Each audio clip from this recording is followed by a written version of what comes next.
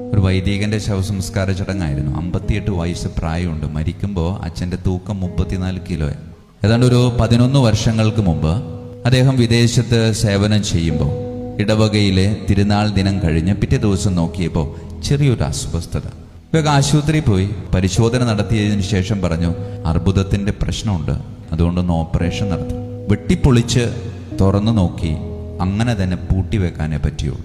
കാരണം അത്രമാത്രം വ്യാപിച്ചിരുന്നു. കൂടെയുള്ള വൈദികനോട് ഡോക്ടർ കാര്യം പറഞ്ഞ കാര്യം ഇങ്ങനെയാണ്: ഈ വൈദികൻ 6 മാസം കഷ്ടിച്ച് ജീവിക്കത്തു. അച്ഛൻ്റെ ബോധം വന്നപ്പോൾ അച്ഛനോട് കൂടെയുള്ള അച്ഛൻ ഈ കാര്യം പറഞ്ഞപ്പോൾ അച്ഛൻ പറഞ്ഞ മറുപടി എങ്ങനെയാണ്? കൂട്ടുകാരൻ അച്ഛൻ്റെ കൈ ഇങ്ങനെ പിടിച്ചിട്ട് പറഞ്ഞു, കർത്താവ് കൊണ്ടുപോകുന്നിടം വരെ നമുക്ക് പോകാം, പരാതി കൂടാതെ. പിന്നീട് കർത്താവ് അവനെ കൊണ്ടുപോയത് 6 മാസമല്ല, 11 വർഷവും 7 മാസവും.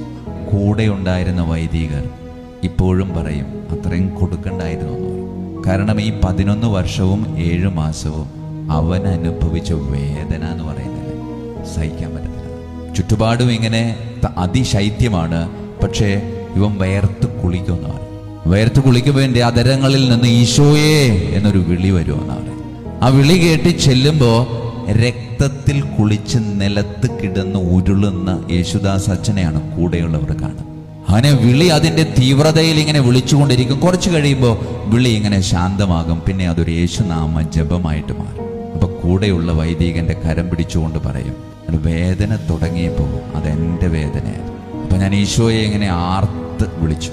അപ്പൊ ഈശോ വന്നിട്ട് ഈശോ അവനോട് പറയും, മോനെ, ഇത് നിന്റെ വേദന മാത്രമല്ല, ഇത് എൻ്റെയും കൂടിയാണ്. അപ്പം എനിക്കൊരു സമാധാനമായി. കാരണം ഈശോയ്ക്കും കൂടെ ഉത്തരവാദിത്വം ഉണ്ടല്ലോ. ശരിക്കും പറഞ്ഞാൽ കീമോ ഒക്കെ കഴിഞ്ഞ് വന്നു കഴിഞ്ഞാൽ നടക്കാൻ പറ്റത്തില്ലെന്ന് പറയും.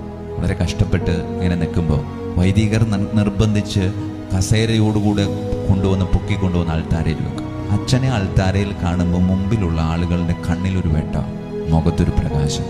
ഒരിക്കൽ അച്ഛൻ ഒരു ഞായറാഴ്ച ആമുഖത്തിൽ പറഞ്ഞൊരു കാര്യം ഇങ്ങനെയാണ്: ഇന്നലെ ശക്തമായ വേദന, മൂക്കിലൂടെയും വായിലൂടെയും ചെവിയിലൂടെ ഇങ്ങനെ ചോര പുറത്തേക്ക് കൊടുക്കുക. പിന്നെ എപ്പോഴും ഒരു 3:30 മണിയായപ്പോൾ ഉറങ്ങിപ്പോയി. രാവിലെ എന്നെ വിളിച്ചെഴുന്നേപ്പിച്ചത് ഒരു കുരുവിയുടെ പാട്ടാണ്.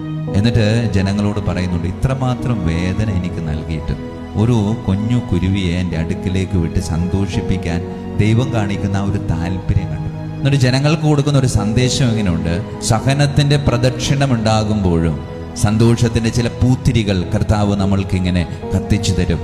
അത് കാണാതെ പോകരുതെന്ന് പറയും.